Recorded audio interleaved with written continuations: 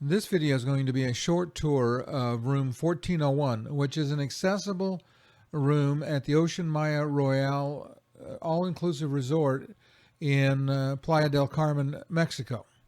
As we walk into the bathroom, you'll notice that the bathroom is a little bit tight.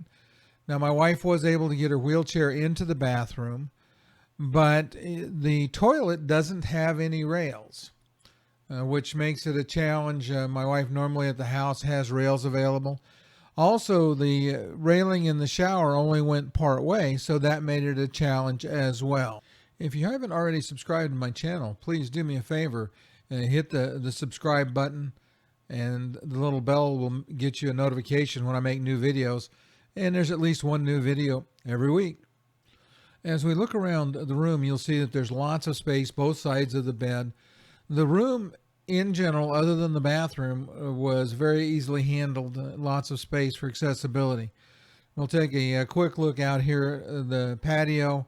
It opened up to a nice green area.